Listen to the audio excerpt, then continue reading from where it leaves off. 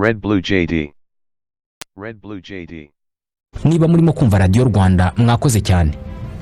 Nutekereza ku kintu cy'ingenzi kirimo gutuma unyumva, uraza gusanga ari amashanyarazi. Reka tuvuge ku mashanyarazi. Bisaba ingufu nke n'umwanya muto cyane gucana itara ryo mu nzu yawe. Ni ikibazo cy'amasegonda gusa. Ni ibintu byoroshye cyane ku buryo tubikora inshuro zibarirwa mu 10 buri munsi tutanabitekerejeho inshuro imwe. Ukanda akantu kari ku gikuta maze urumuri rugahita rusakara hose rugacagagura umwijima maze mu kanya nk'ako guhumbya ubuzima bugahita bworoha. Utwuma tubiri duto turahura kamwe kakinjira mu kandi maze umuriro w'amashanyarazi ugahita wiruka mu nsinga ku muvuduko w'ibirometero 300 ku isegonda ukajya gukora ibyo abantu bifuza koroshya. Ukaruhukira muri ampule ikozwe n'ubwoko bwa gaze tugahita twisanga mu mucyo utwinjiza mu munyenga w'iterambere rigezweho. Gusa kugira ngo umuriro w'amashanyarazi ugere iwacu mu ngo ukora ibitangaza byose tubona inshuro zibarirwa mu magana buri munsi, byasabye ko abahanga babanza kumva imiterere y'isi n'ibirimo. Biga uburyo bwo kugenzura no gukoresha icyo bashaka cyose ingufu kamere. Bahimba uburyo bwo gutwara ingufu kamere ziri muri buri kintu gifatika bakazikura ahantu hamwe bakazijyana ahandi. Ni inkuru imaze imyaka 2000 ibayeho, ariko ibitangaza tubona mu mashanyarazi byo bimaze imyaka 200 yonyine bivumbuwe. Ni ibitangaza byasabye ko abahanga batekereza mu buryo bwo kuvumbura. Ibi byavuyemo kuvumbura amasoko akomeye y'amashanyarazi. Bubaka ibikorwa remezo bya rutura. Uyu munsi ikibazo gisigaye ni ukubasha kubona uburyo bwo gukora amashanyarazi menshi kandi adashira ahagije abatuye isi badasiba kwiyongera. Iyi niyo nkuru tugiye kubara uyu munsi. Tubahaye ikaze mu isi y'amashanyarazi. Ahagana ku musozo w'iki kiganiro tubafitiye igice twahariye ubuzima nk'uko mumaze kubimenyera. Bidatandukanye cyane n'ubushize, nanone turagaruka ku buryo bwo kwirinda indwara ziterwa n'umwanda mu biribwa. Waruzi ko ubushakashatsi bwagaragaje ko umuco wo gukaraba intoki n'amazi meza n'isabune ushobora kugabanya izo ndwara z'impiswi kugeza kuri 50%. Ni Minisitiri w'Ubuzima Dr Diane Gashumba. Turamwakira mbere yuko dusoza iki kiganiro. Ikaze.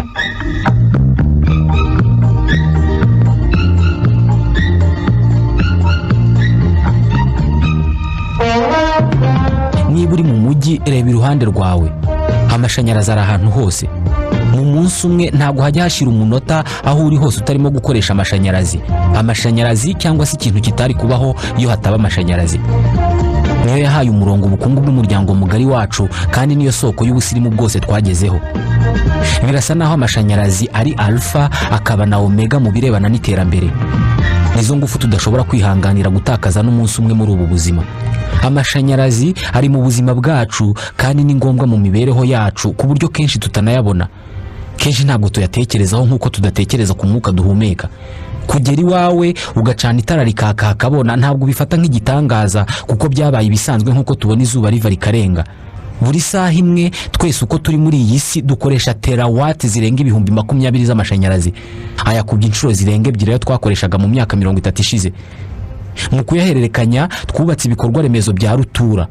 Twacukuye mu kuzimu kure cyane kugira ngo dukuremo ibicanwa byitwa peteroli twifashisha mu gukora amashanyarazi. Twahinduye ibyerekezo by'inzuzi n'imigezi, umugezi tukawukatisha kugira ngo tubone ingufu zitwa amashanyarazi. Twamenye gufata ingufu z'umuyaga tukazihinduramo ingufu z'amashanyarazi. Tuzi gufata ubushyuhe bw'izuba tukabukuramo amashanyarazi. Mu kuyahererekanya twubatse umurongo utagira ingano w'insinga zizenguruka ahantu hose humutse kuri uyu mubumbe. Kugira ngo tubashe gukoresha amashanyarazi twahinduye isura y'umubumbe wari ufite mu binyejana byabanjirije iki cyacu.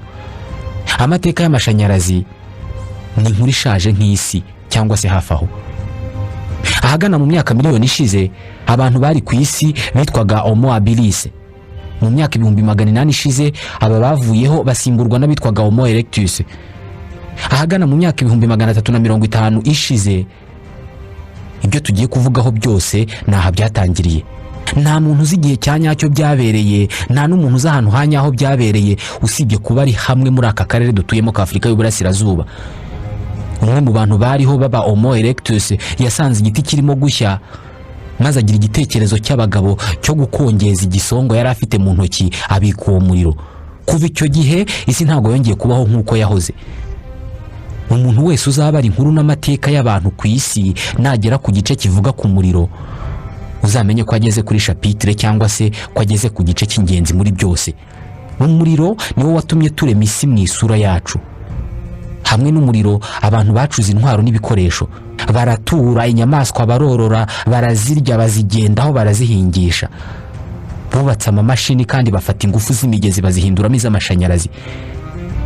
Kugira ngo bagere kuri ibi, abantu byabasabye gucukumbura amayobera agize buri kintu gifatika, gifite umubyimba n'uburemere, la matière. Gusa mbere ya byose byasabye kurenga ubwoba n'imyumvire bahoranye, basobanukirwa ingufu karemano z'isi.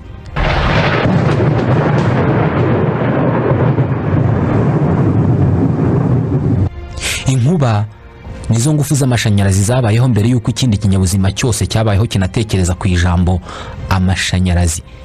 Ku Bagereki ba kera, inkuba ni ingufu z'umwami w'Imana zose zabayeho, Zeus. Kuri bo inkuba yari intwaro Zeus yakoreshaga ikubita akanyafa bayirakaje.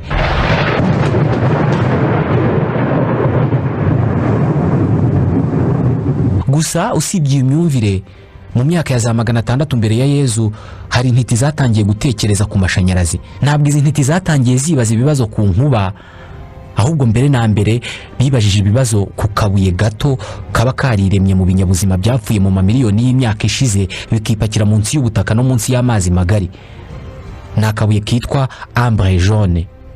Bwana Gérald Barvon ni umuhanga cyane mu bugenge. L'électricité, eh bien c'est d'abord l'ambre. Mbere na mbere amashanyarazi ni ambre. Mu Kigereki ambre bayita electron. Imyizerere y'Abagereki ba kera yahaga ambre jaune agaciro kihariye. Bavugaga ko iyo izuba rivuye, imirasire yaryo imanuka hasi munsi y'inyanja, ikaharema utubuye tw'umuhondo, ari two ambre jaune. Kuri bo rero ambre jaune kari agace k'izuba.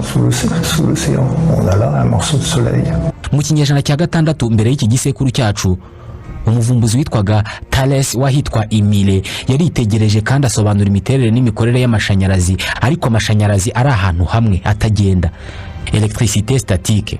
Ni amashanyarazi yabonekaga iyo wafataga ka kabuye nari mvuze ka ambre jaune ukagakuba ku ruhu rw'intama.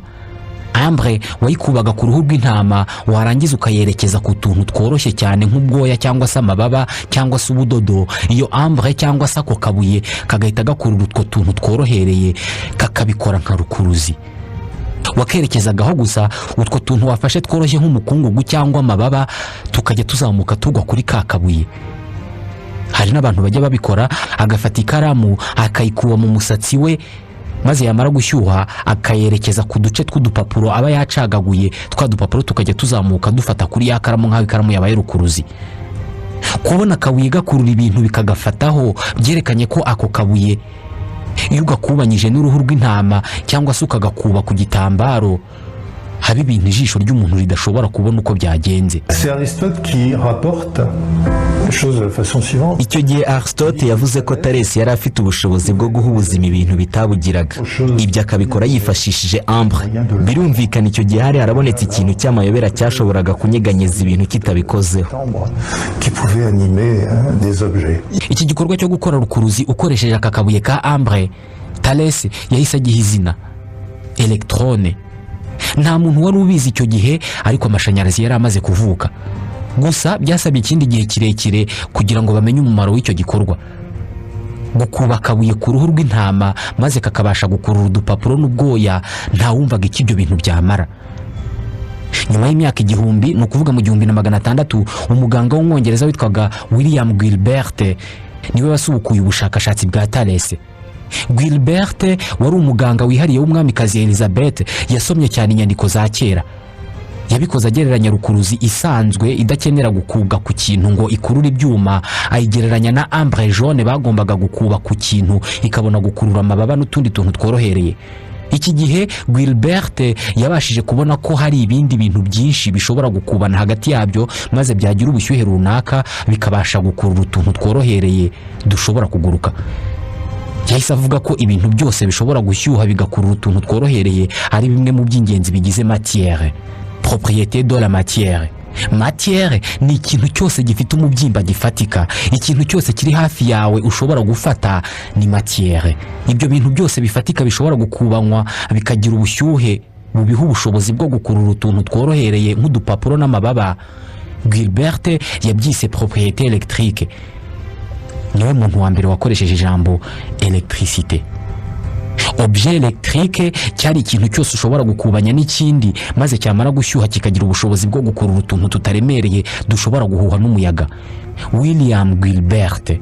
Iki gihe electricité cyangwa se amashanyarazi ntabwo wari ukiri umwihariko wa Ambre. Murayibuka ka kabuye k'umuhondo kaba kariremye mu bisigazwa by'ibinyabuzima byapfuye mu myaka ya kera cyane. Iki gihe nibwo havutse ubumenyi bwiswe la science électrique.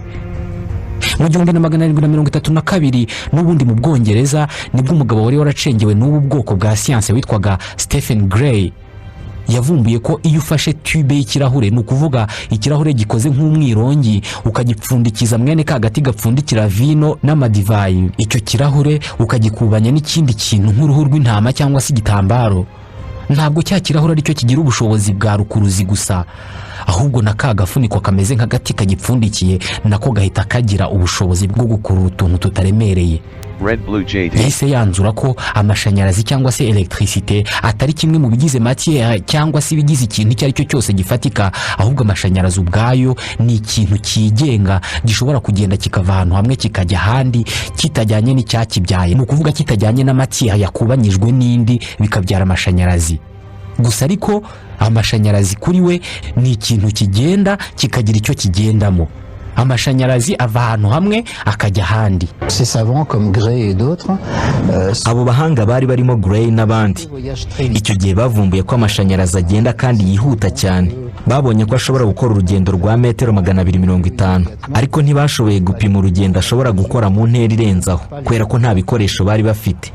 Bahise bahagarikiraho ubushakashatsi bwabo bavuga ko amashanyarazi ashobora gukora urugendo rurerure, ariko ko nta bikoresho babona byo gupima umuvuduko amashanyarazi yirukaho. En disant, ben voilà, elle voyage très vite, mais nous n'avons pas le moyen de dire à quelle vitesse. Kubera ko ibikoresho noneho byabonetse, reka tuvuge umuvuduko w'amashanyarazi ni ibirometero 300 ku isegonda rimwe, ni ukuvuga ko ari umuvuduko ungana nk'uw'urumuri cyangwa se hafi aho. Niyo mpamvu umuntu udukupira cyangwa se udukupurira umuriro abikorera ku magana y'ibirometero uvuye aho turi, amatara yacu agahita yaka cyangwa se akazima ako kanya nyir'ugukupa agikanda aho bakanda bakupa cyangwa bakupura. Mu buryo atarazi mu kuvumbura ko umuriro ushobora kugenda, Stephen Gray yari amaze kuvumbura ko amashanyarazi ashobora gusaranganywa. Niwe dukesha kuba amashanyarazi akorerwa mu ruganda runaka bakayadusangiza mu gihugu hose. Icyari gikurikiyeho kwari ukuvumbura uburyo bwo gukora ikintu gitanga amashanyarazi. Bari bamaze kumenya ko gukubanya ibintu runaka bishobora gutanga amashanyarazi. Bari bamaze kumenya ko ayo mashanyarazi ushobora kuyohereza ahantu runaka kure y'aho yakorewe. Icyari gisigaye kwari ugukora imashini none ishobora gukora amashanyarazi, generateur, ubundi bagashaka icyo amashanyarazi akoreshwa. Hadashize igihe kinini bakoze utumashini duto dukora ku buryo dukubanya ibyuma bidukoze bigatanga amashanyarazi. Twari utumashini duto bitaga machine electrostatique, twabaga dufite ibintu by'ibiziga bakaragaga, ariko icyo gihe ntabwo badukaragaga ngo dukore umuriro. Twakoraga ingufu z'amashanyarazi ariko atari umuriro gusa. Ako kamashini waragakaragaga, kamara gushyuha kagatanga ibishashi cyangwa se ibimeze nk'imirabyo. Bertrand Wolff ni umuhanga cyane mu by'ubugenge. C'est une vision à mon avis trop réductrice parce que dès le ku bwanjye byari ibikorwa byerekeza ku iterambere, kuko mu ntangiriro batangiye kwibaza ibibazo by'ingenzi nko kwibaza impamvu hari ibintu amashanyarazi ashobora kugendamo ibindi ntabigendemo. vers 1730 l'électricité et d'autres pas. Mu bibajije ibibazo nk'ibi harimo na Padiri Jean Antoine Nollet wanaje kugirwa n'umwami Louis wa 15, umwe mu bagize itsinda ry'abahanga mu by'ubumenyi ibwami mu Bufaransa. Nollet yasubiyemo ubushakashatsi bwose bwari bwarakozwe n'abagize icyo bavumbura ku mashanyarazi. Yashakaga kumenya byimbitse amashanyarazi icyo ari cyo, ni ibihe bintu mu by'ukuri bishobora gukora amashanyarazi. Ikintu ubusanzwe kidatanga amashanyarazi ushobora kugishyiramo amashanyarazi. Iyi ni nayo mpamvu bagerageje gushyira amashanyarazi mu bintu bisukika ngo barebe niba yajyamo, kuko bari bafite utumashini bakaragaga tugatanga amashanyarazi. Umunsi umwe umushakashatsi w'umuholandi witwaga Munchenbroek yagerageje gukaraga iyo mashini itanga amashanyarazi, none hafata kameze nk'urusinga gaturuka kuri ya mashini irimo gukora amashanyarazi agashyira mu kirahuri cy'amazi ngo arebe niba amashanyarazi yajya mu mazi. Uko byagenze buri wese muri mwarabyumva, byaraturitse bigaragaza ko amazi atashyirwamo amashanyarazi. Munchenbroek ntabwo yari abizi, ariko yari amaze kuvumbura icyo baje kwita la bouteille de lead.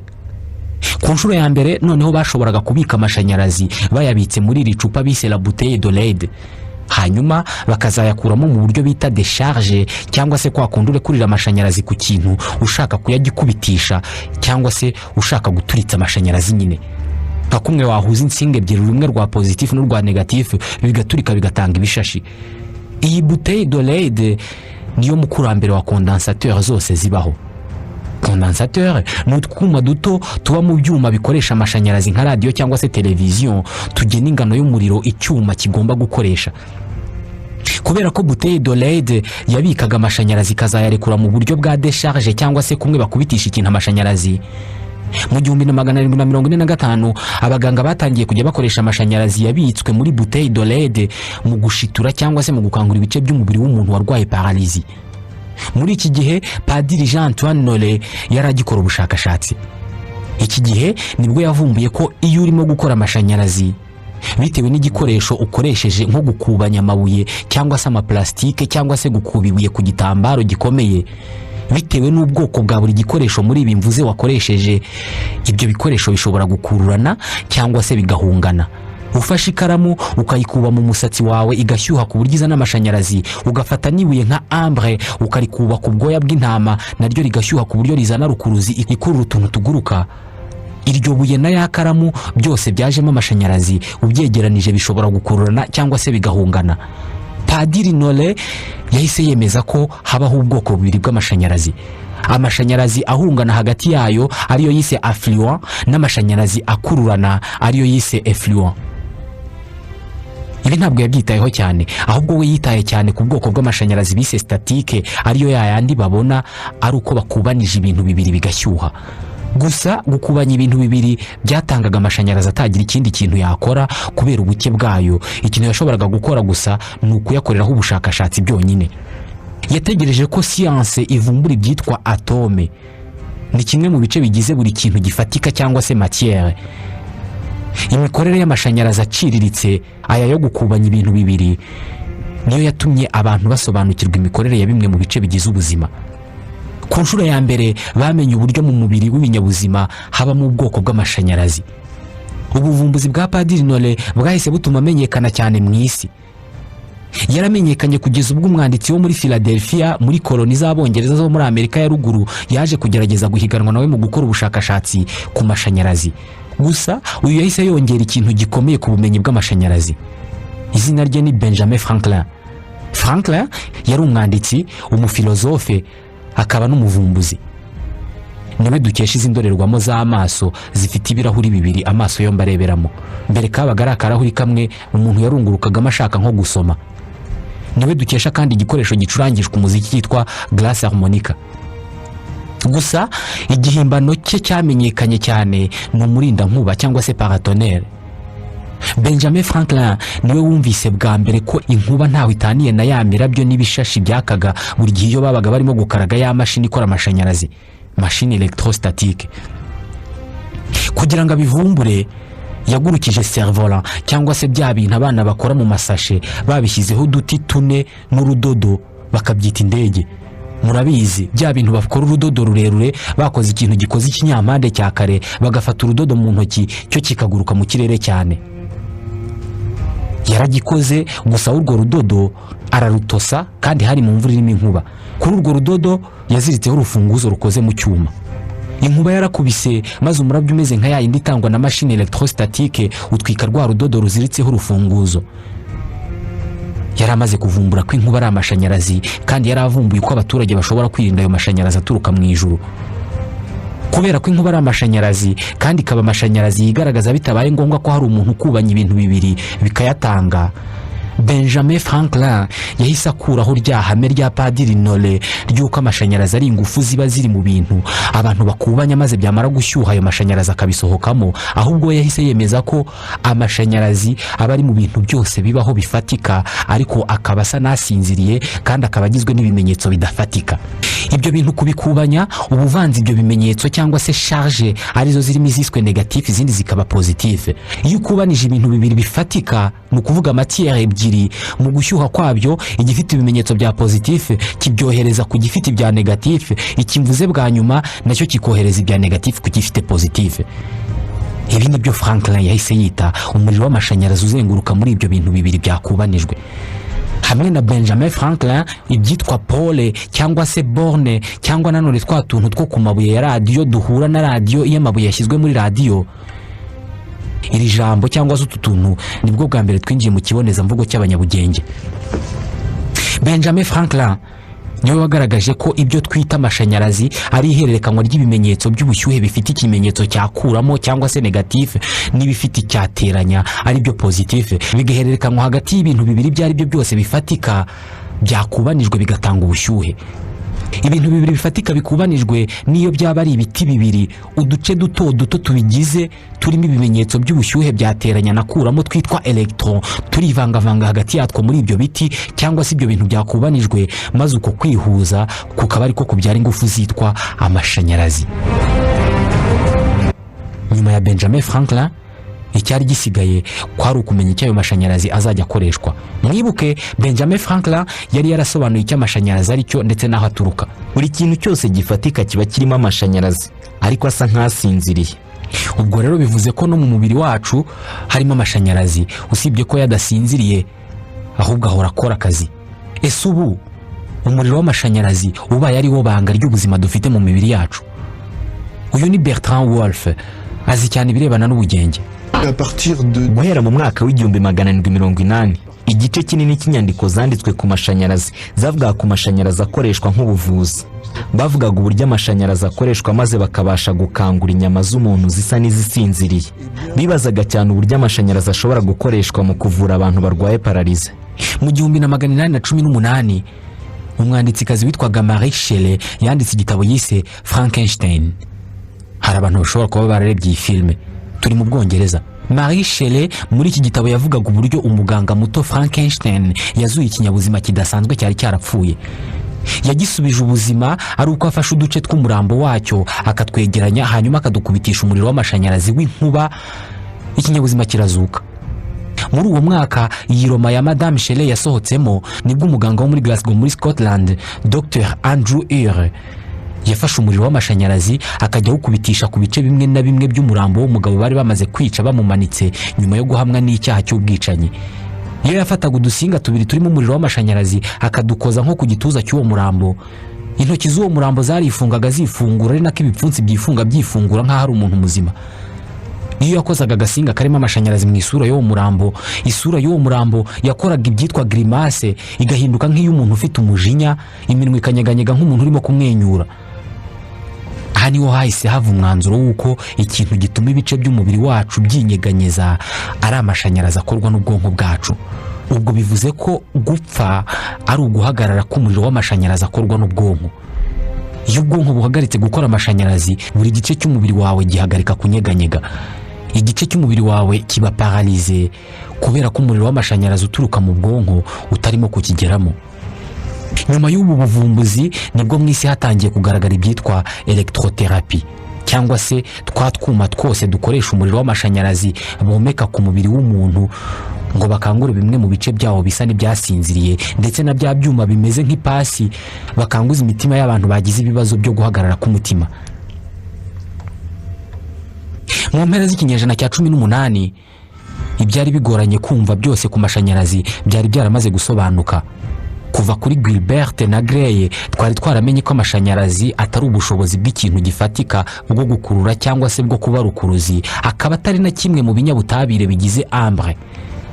Kuva kuri Franklin twari twaramenye ko amashanyarazi atari ikintu gifatika, ahubwo ari ingufu zitembera muri buri kintu gifatika, kandi ko buri gihe amashanyarazi akoresheje inzira yayo ifite ingufu nyinshi ariyo twita inkuba, arenze ubushobozi ikintu cyose dushobora gukoresha ubwenge bwacu. Iki gihe isi yari yiteguye gukoresha amashanyarazi ku nyungu z'abayituye. Kuri iyi nshuro umunyabwenge w'umutaliyani niwe wari ugiye kwigisha isi kwegeranyiriza amashanyarazi mu kintu kimwe maze bakayakoresha ku nyungu zabo. Uwo mutaliyani ni Alessandro Volta. umunyabwenge cyane. Volta wanatangajwe cyane n'amashanyarazi aba mu mubiri w'ikinyabuzima cyangwa se electricité animale, we yavumbuye ko amashanyarazi atanga ingufu bitewe n'itandukaniro riri hagati y'ibikoze igikoresho runaka kirimo amashanyarazi asinziriye. Volta yavumbuye ko nyuma yo gushyira ku rurimi rwawe ibiceri bibiri bikoze mu byuma bitandukanye, maze ibyo biceri ugahita ubishyira hasi bikiriho amacandwe, ukabihuza ukoresheje ikiyiko gikoze muri argent, wumva amashanyarazi asa n'agufashe ku rutoki kandi ururimi rwawe ukarwumvaho gukaratwa no kuryaryatwa. We yahise abona ko amashanyarazi atari ibintu biba mu mubiri w'ibinyabuzima gusa, ahubwo biba mu byuma. Kugira ngo amashanyarazi tuyumve nk'umuriro, nuko aba agomba gutembera ahantu hafunzwe, ni ukuvuga akava ku ruhande rumwe akajya ku rundi mu kintu kimwe. Atembera mu kintu gifunze, ava ahantu hamwe akajya ahandi. Ikibazo cyari gihari cyari uko aya mashanyarazi nta ngufu yari afite.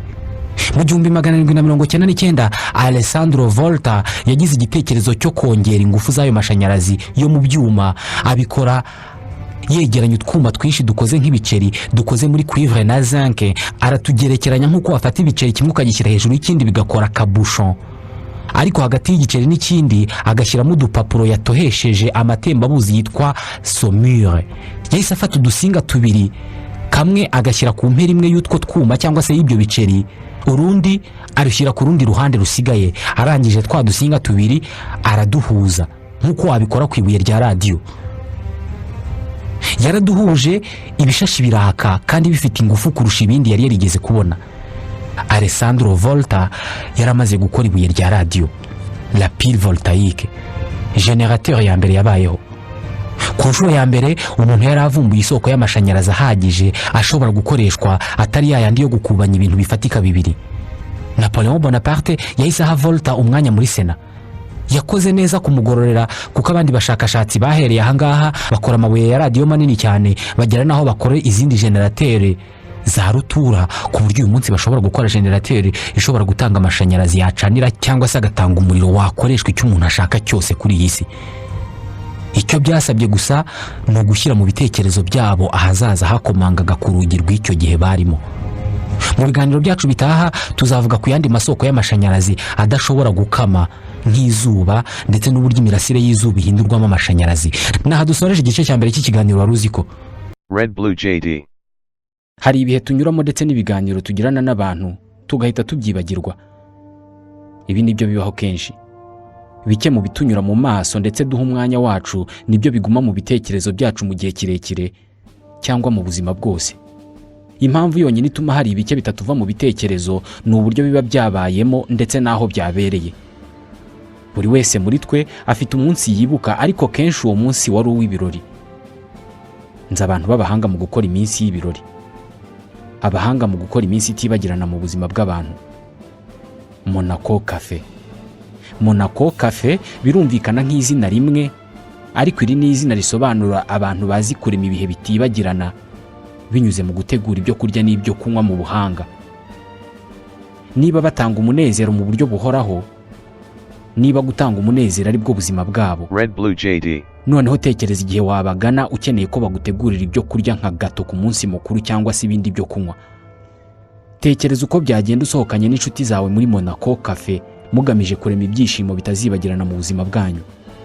Aha niho uzabonera ubushobozi bw'abatetsi b'abahanga utabonye kenshi muri ubu buzima. Monaco Cafe. Usibye ibi, muri Monaco Cafe bafite umwihariko w'ibiribwa n'ibinyobwa biteguwe mu buryo bwahanzwe n'abatetsi ba Monaco Cafe, bivuze ko bizagorana kugira ahandi ubisanga. Ibyo kurya n'ibyo kunywa biteguwe mu buryo bwabo. Urashaka ko abana bawe bazarinda bahinduka abantu bakuru bakikwibutsa ahantu heza wigeze kubajyana mu myaka myinshi ishize? Bajyane muri Monaco Cafe. Ibi mvuze bizabaho. Bafite igice cyahariwe imyidagaduro ku bana. Muri iyi myidagaduro nibwo uzabona abana bawe bishimye kurusha ikindi gihe cyose wigeze kubabona bishimye. Ukunda kureba umupira